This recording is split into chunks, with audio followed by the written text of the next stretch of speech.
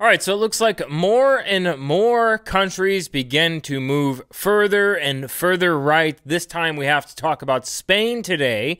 The right wing in Spain is booming, and a landslide is possibly to come in May. So we're seeing some polling coming out. We're going to go over that. And this is just basically following suit. Spain is following suit along with Matteo Salvini in Italy, Viktor Orban in Hungary. We can look at Greece with a bunch of parties over there. I think more notably the Golden Dawn Party, which I think the media calls like neo-fascists or Nazis or something like that. I mean, that's basically who they label everyone nowadays. And we see more and more countries in Europe moving further and further right as this forced multiculturalism is shoved down their throat. And as more immigrants come in, more migrants come in, we see more people, more citizens voting for the further right parties. And we're going to go over some Pew Research statistics as well in regards to that. So let's go ahead and get into it. This is just published just a couple of days ago. It says right wing in Spain is booming. A landslide is coming in May. It says ever since the left's coalition soft coup last summer, Spain's immigration policy changed dramatically overnight, as we covered in detail at the last time. Consequently, as has happened across the West, when immigration policies unravel and began to import chaos in massive numbers, voters turned to the more conservative parties for solutions and, of course, for security and protection. It says this has happened on a consistent basis since Brexit and Trump won the day in 2016, in Hungary, Czech, Austria, Italy, and it is now happening in Spain too. Even in Sweden and Germany, the once dominant globalist social democrats have lost their hegemony, and France is experiencing the populist yellow vest revolution to this day, 3 months after it started. And so it goes on to talk about Germany. We can look at the AfD, the Alternative for Deutschland over there, and the party's rise there. We can also look at, Merkel's basically on her way out. It's just a matter of who's going to replace her. France, they're extremely upset with Macron, who they voted in recently. Unfortunately, there's not an election happening for quite some time there in France. We could look in Sweden with the Alternative for Sweden party, the AFS party. That's going to be probably registering quite a large percentage, I would have to assume, as they've been gaining ground ever since them coming onto the scene. And then, of course, the Sweden Democrats, I believe, is the party that gained, what did they gain last time? I think it was something like double digits percent or something like that for the Swedish Democrats. So, but now what we're seeing in Spain is we're seeing kind of a coalition beginning to form. And so it's going to certainly be a more further right Spain. We're seeing the same thing kind of happen in Greece. And it says the latest polling numbers in Spain suggest that the center-right coalition would easily regain key regions and their capital cities, such as Madrid and Valencia, which have been leftist and or left separatist hands for 4 years. It goes on. It says the center-right party, PP party, would, together with the centrist Ciudadanos party and the right-wing Vox party, win those regions as they did last December in Andalusia, Spain's most socialist province. It says local and regional and European elections are scheduled for the 26th of May, 2019. It was a snap election, which we're seeing all this polling come out right now, and possibly a general election too. Almost certainly, the leftist separatist coalition government would lose power to a center-right alliance coming together and going to be negotiating together. It says stories such as that of an 18-year-old teenage girl in Sabadell, Catalonia, who was sexually assaulted by 6 Moroccan immigrants are now only too common in Spain, as we have already detailed at length. The lurch toward the conservative right is a reaction to the lax open borders and welfare for all policies espoused by the left. Spaniards have now started worrying about their security and where their taxed income goes. It was about time for that, they say. So we look at places like Greece. We look at places like Spain. In Greece, for instance, a decade ago, most of the intellectuals were all like leftist, globalist intellectuals. We're seeing them move further and further right. We're seeing Spain move further and further right. And so if we go to the polling, and I've translated this page here, so the translation's probably not going to be perfect, but it says the PP could govern with CS and Vox, with as the Ciudadanos. I don't know if that's how you pronounce it or say it. PP is another conservative party, and Vox is the further right party in Madrid and Valencia, according to the polls. And it goes on. It says the PP would once again be the most voted party of of the Community of Madrid if there were autonomous elections with 21.3% of the votes and 31 deputies, which means that it would lose 17 seats but can govern thanks to the rise of CS. It would achieve 27 deputies, already to the eruption of Vox.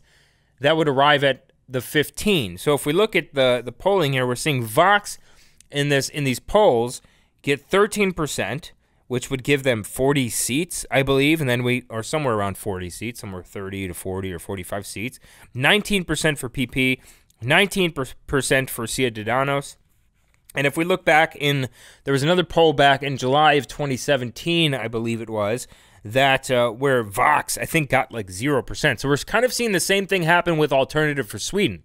Alternative for Sweden, the further right party. There's many videos on YouTube of them and speaking. It's quite hilarious how they kind of grab the attention of people. And they did this, what is it? They did like this, they set up what looked to be like the inside of an airport, right? They put these screens up and had like all these flights listed. It wasn't like an actual airport. I think it was right outside of an actual airport though. And they said everyone who does not, I can't remember exactly the rhetoric they used, but they basically said all migrants need to go home, your plane is boarding now, and things like that. Det här är ett meddelande till alla resenärer som ska återvandra till Afghanistan, Somalia, Irak, Rumänien, Syrien, Eritrea, Turkiet, Uzbekistan och Marocko. Era flyg är redo för avfärd. Gå till gate. Ombordstigningen börjar nu. And so they're gaining in Sweden. And so with this influx of migrants coming into the West, many people are becoming, who were probably multiculturalism is good before, are now multiculturalism bad. As predicted, a poll of NC report published this Sunday by newspaper La Razón, held between January 29th and February 2nd to 900 people. The PP candidate Isabel Díaz Ayuso would retain 59.6% of those who trusted Cristina Cifuentes in 2015. And its main voter leaks would go to Citizens 18.2% and Vox 15.8%. So that's a little bit different than the poll that I saw. The other poll that I saw Vox getting 13%. So it says, so that the PP could govern the Community of Madrid if a pact is reissued, as is Andalusia, between the formations of the right, which would reach the 73 seats, and the absolute majority is in 67. And it goes on to talk about as a third political force, Citizens would break through, which would overtake Podemos, with an increase of 10 seats, so that Ignacio Aguado would reach the 27 deputies with 18.9% of the vote. CS, which is the Ciudadanos, which means citizens, maintained 77.3% of its voters, although 11.9% of votes are left to Vox. So, big news. The populist right wing, the nationalist right wing is on the rise in all of Europe, essentially. I mean, we're seeing it all across Europe, and we're seeing the nationalist populist movement gain momentum. Now we go to a Pew Research study and we see how people feel after the 2015 migrant crisis hit them. So we're looking at this poll, and this was taken on December of 2018. Greece, 82% of people in Greece want fewer or none, no more immigrants. They want fewer or absolutely zero migration. This is stark contrast from prior to the 2015 migrant crisis. Greece was one of the first, by the way, and they're basically like the cradle of Western civilization, as some intellectuals would call them. You know, they had all these intellectuals back in, what was it, 2010 or something like that, or even before that, 2008, 2007, who were talking, they were all lefty intellectuals, like globalists and things like that, and now we're seeing completely different than that. We're seeing people, okay, hold on a minute.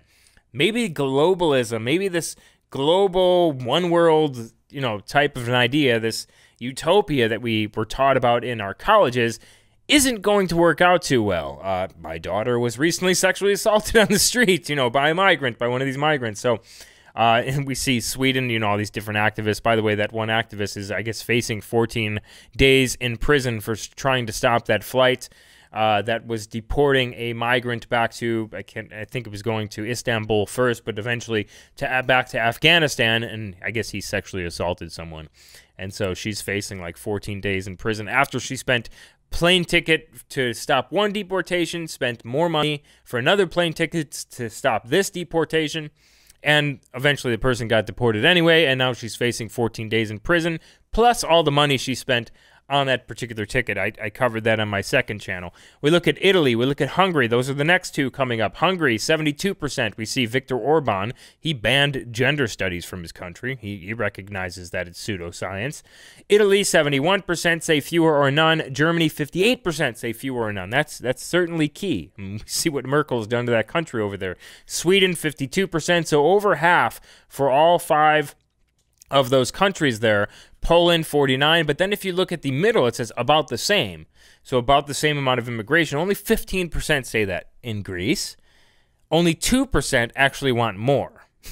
Those crazy people actually want more. And they're probably mainly the ones who are going to be coming in. If you really dig into the numbers. Germany, only 10% of people actually want more immigration. 30% say about the same. You go all the way down to Spain, only 30%, only a third of them say they want fewer or none, but 39% say they want about the same as normal levels when this was taken, not during the migrant crisis, and 28% say they actually want more. So a slim minority actually said that they want more, and this was done back in December of 2018. It'll be interesting to see if Pew Research follows this up with another study to tell us what to tell us what these countries feel about immigration after they've experienced another year of multiculturalism. And then we look at Spain's right wing, who's calling for street protest, kind of like the Yellow Vest protests. This was published just recently here over their PM's concession to the Catalan separatists. So this is Pedro Sanchez, who's under fire over the concession to the separatists. Spain's prime minister was caught between the fury of conservative opposition, this conservative coalition, which is coming together to form the majority soon, governing. We have the right, we have the far right coming together in Spain.